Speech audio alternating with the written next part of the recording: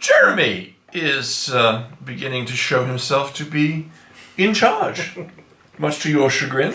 Well, I was very interested by this because, I mean, I was asking a political correspondent I know about, are there people like me in the Labour Party who are opposed to Corbyn, but are also opposed to nuclear weapons? And he said, yeah, there are loads of them. And there are loads of Labour MPs who are like that. And then somebody else, a reporter I know, said, this is a bit like Dad's Army. And of course, Dad's Army, for our American listeners, being a classic British BBC sitcom. Yeah, I should explain that. Yeah, It's basically a bunch of people pretending to be at war, and and how they would respond. Go ahead. But that whole thing of basically Corbyn's in this bind because the unions, particularly Unite, fight for their members' rights and their members' jobs, and their members' jobs depend on Trident. So I saw an interview where they were trying to get the the head of Unite to say how much he disliked this idea and he just wouldn't say it. He wouldn't say it, and he'd only say we believe in jobs and communities, blah blah blah. But that's the real issue. So this is about that. Is to keep the jobs supposedly. Keep the with the work on Trident, but don't have them with nuclear weapons. That's what it's about. Dario? Well, there's a lot of conflicting kind of arguments here. I think. I mean, the thing about the jobs and Trident, that's one thing.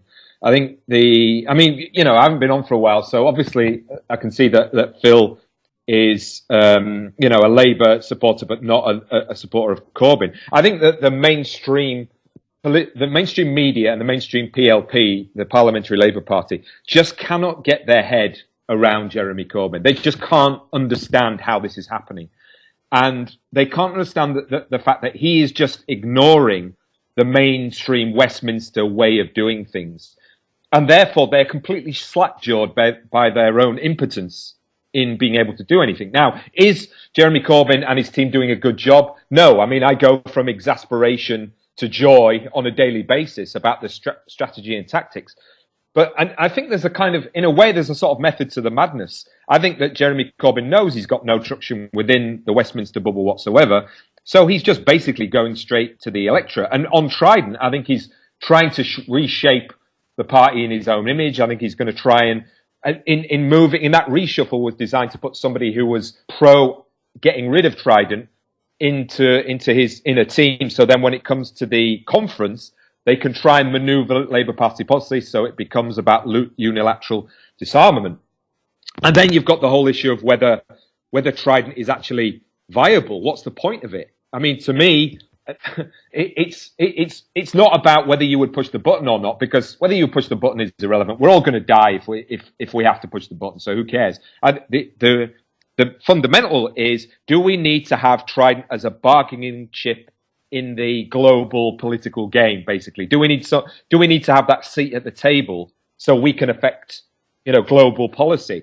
Is it worth paying the 100 billion or whatever it is to have that seat at the table? Really hate that. You're absolutely right. I hate that. Yeah, that's the key question. I hate that. Smoke mirrors. I hate that because I was talking to a cabinet minister several years ago about this, and he said, if we get rid of nuclear weapons, we won't be in the Security Council. Have a table at the Security Council, and I think that's bloody awful. What a terrible reason to have nuclear weapons. Well, I was talking to a few constituents in that wonderful bastion called the Health Club. And we were standing around, getting ourselves stressed. And this guy said to me, the problem I have right now with the Labour and the Labour Party and the Tories is that they're just opposite sides of the same coin. They essentially are centrist, center, almost right parties, that are not willing to do anything. And can we afford to be a one-party country was basically what these guys were saying.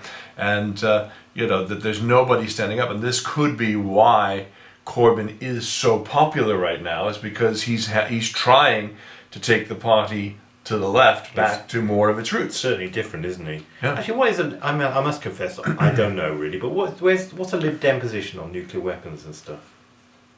On Trident, or we're against Trident. So the whole thing.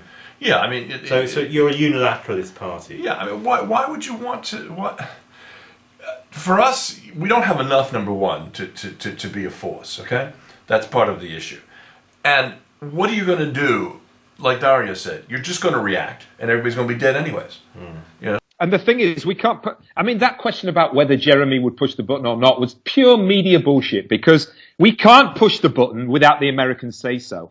If it came to the point where the Americans said push the button and Jeremy Corbyn was prime minister and he said no, he would be shunted out in 2 seconds. You know what I mean? If the Americans say push the button, that means you've got less than 20 minutes.